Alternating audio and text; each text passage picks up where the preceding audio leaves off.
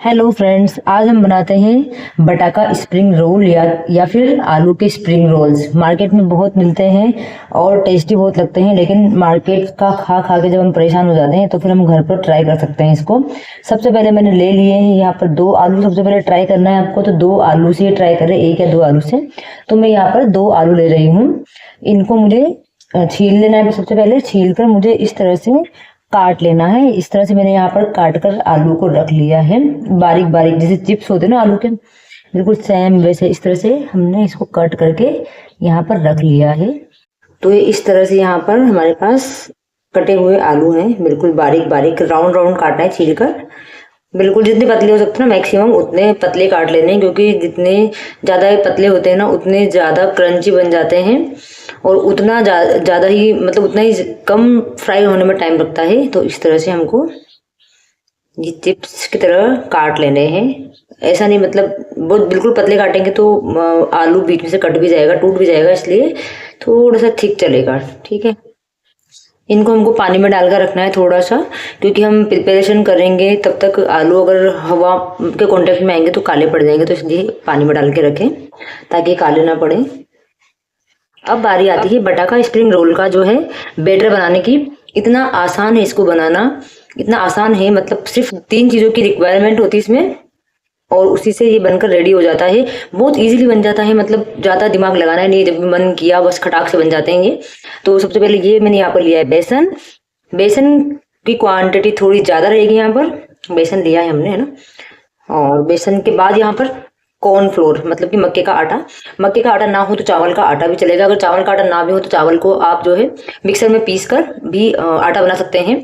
तो मेरे पास यहाँ पर ये कॉर्नफ्लोर यानी कि मक्के का आटा है, तो मैंने इसको डाल दिया है। इससे ना मतलब जो बटाका स्प्रिंग रोल की क्रिस्पीनेस है ना वो इसी से आती है, मक्के के आटे से। और इसके अलावा हम थोड़ा सा फ्लेवर के लिए ऐड करेंगे नमक, ज़्यादा नहीं डालना है, नमक डाला। इसके बाद यहाँ पर जो मेन चीज़ है ना वो है यहाँ पे पेरी पेरी मसाला। ये होता है ना तो मतलब पूरा बटाका स्प्रिंग रोल जैसा टेस्ट आ जाता है। ये इजीली अवेलेबल हो जाते हैं मार्ट वगैरह में, तो वहाँ से आप ये ले सकते हैं। पेरी पेरी मसाला मैं ऐड करूँगी बस, इसके अलावा मुझे इसमें कुछ भी ऐड नहीं करना है। ये जो पूरा पैकेट मैं इसमें मिक्स कर दूंगी और इसी से पूरा बटाका स्प्रिंग रोल बन के तैयार हो जाता है। इसी में सारे मसाले आ जाते हैं, मतलब नमक चाहिए तो वो, मिर्च, जो भी अब मसाले जितने भी होते हैं ना वो सब इसी में, लहसुन का फ्लेवर सब कुछ इसी में आ जाता है। बस इसको हमको कुछ नहीं करना है। अब इसमें हमको अच्छे से मिक्स कर लेना है इसको मिक्स करने के बाद हमको इसमें ऐड करना है धीरे धीरे पानी ऐड करते जाना है और इसको एक फाइन सा बैटर हमको बना लेना है, जिसमें कि आलू जो है वो डूब पाए अच्छे से, उन पर आलू पर इसकी परफेक्ट लेयर आ जाए डूबने के बाद, और उसको हम फ्राई कर लें। बहुत आसान है, मतलब सिर्फ आपने बेसन लिया, कॉर्न फ्लोर लिया और उसमें पेरी पेरी मसाला डाल दिया, बस दैट्स इट। अगर ये 3 चीज़ें आपके पास हैं तो आपका बटाका स्प्रिंग रोल जो कि मार्केट से ज़्यादा टेस्टी होता है वो बनकर रेडी हो जाएगा। तो इस तरह से मैंने इसको मिक्स कर लिया है। तो हमारे तैयार है यहाँ पर कटे हुए आलू और फ्राई करने के लिए बैटर। तो अब हम आ चुके हैं फ्राई करने वाले पार्ट पर। सबसे पहले गैस को ऑन किया, फ्राई पैन में ऑयल लिया। ऑयल थोड़ा ज़्यादा लेना है क्वांटिटी में, ताकि जो है हमारे जो आलू हैं वो इसमें डिप हो सके अच्छे से। तो इसको 2 मिनट के लिए गर्म होने के लिए छोड़ते हैं। गर्म होने के बाद हम इसमें स्टेप बाय स्टेप फ्राई करेंगे।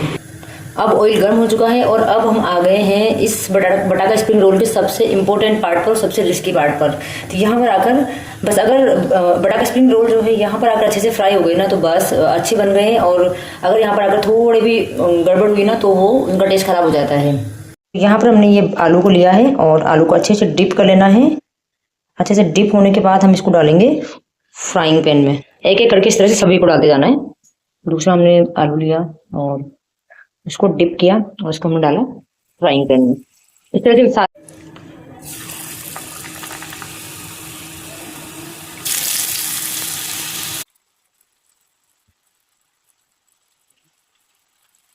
यहाँ पर मैंने एक एक करके सारे आलू डाल दिए यहाँ पर, और इनको बिल्कुल लो फ्लेम पर, एक बार अच्छे से ऑयल गर्म होने के बाद जो है बिल्कुल लो फ्लेम कर देनी है, उस पर इसको फ्राई करना है। ज्यादा अगर आप तेज गैस रखेंगे ना तो जल जाते हैं, क्योंकि पतले इतने ज्यादा होते हैं तो ये आलू जो है जल जाते हैं। इसलिए या तो मीडियम फ्लेम रखें, और मीडियम फ्लेम ना हो तो बिल्कुल लो फ्लेम पर रखें और अच्छे से इनको फ्राई करें। थोड़ा टाइम लगेगा लेकिन खाने में बहुत टेस्टी लगते हैं ये, तो आप एक बार ट्राई करिए इनको। अब ये ऑलमोस्ट फ्राई हो चुके हैं, इनको हम निकाल लेंगे और एक प्लेट में रख लेंगे।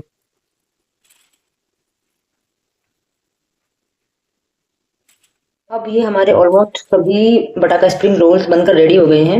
मार्केट में मिलने वाले जो बटाका स्प्रिंग रोल होते हैं ना, वो स्टिक पर लगे हुए आते हैं एकदम स्पाइरल शेप में। तो मतलब वो अट्रैक्टिव होते हैं, लेकिन यहाँ पर घर पर जो है वो स्टिक के साथ बनाना पॉसिबल नहीं, क्योंकि उसके लिए कढ़ाई बहुत बड़ी चाहिए होती है और उतना ही ऑयल भी मतलब चाहिए होता है। तो यहाँ पर हम लोगों ने शॉर्ट ट्रिक निकाली है कि हम स्टिक की हेल्प की जगह हम एक एक करके उनको सिंगल कर करके ही हम लोगों ने फ्राई कर लिया है। बस अब ये बनकर रेडी है। ये मार्केट में जो मिलते हैं ना, बिल्कुल उन्हीं के जैसे लगते हैं खाने में।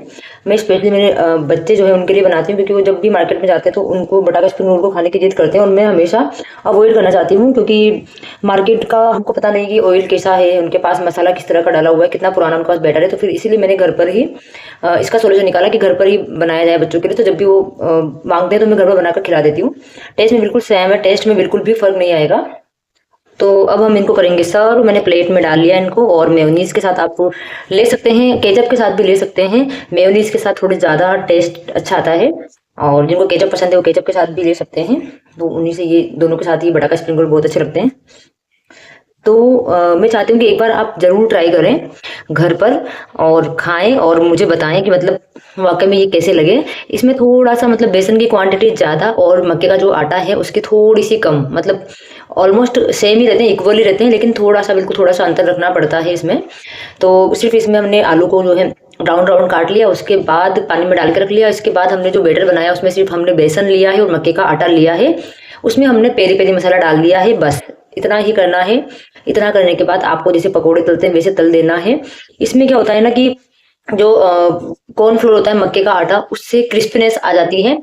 तो ये सिर्फ आलू के जो ये स्प्रिंग रोल है इनकी बात नहीं है, ये आप जो डेली में या अपनी लाइफ में जब भी पकोड़े बनाते हैं कोई से भी किचन में जाकर, तो उनमें सब में आप मक्के का आटा ऐड करेंगे या सूजी ऐड करेंगे तो क्रिस्पीनेस बढ़ेगी ही बढ़ेगी। तो ये सीक्रेट ट्रिक है एक, कि जब भी आपको पकौड़े बनाने हैं तो या तो आप चावल का आटा डाल सकते हो या मक्के का आटा डाल सकते हो। अगर आपके पास चावल का आटा नहीं भी है ना, तो आप चावल को अच्छे से मिक्सर में चलाकर बिल्कुल बारीक बारीक उसका आटा बनाकर और उसको भी पकौड़े में डालेंगे तो क्रिस्पीनेस बढ़ जाएगी, और आपके पकौड़े जो हैं वो हमेशा जो लगते थे उनसे ज़्यादा टेस्टी लगेंगे। तो ये देखिए एक बार, जब ठंडे हो गए तो एकदम क्रिस्पी हो जाएंगे। अभी थोड़े से गर्म हैं तो इतने ज़्यादा क्रंची नहीं हुए हैं, लेकिन जब ठंडे होंगे तो एकदम क्रिस्पी हो जाएंगे।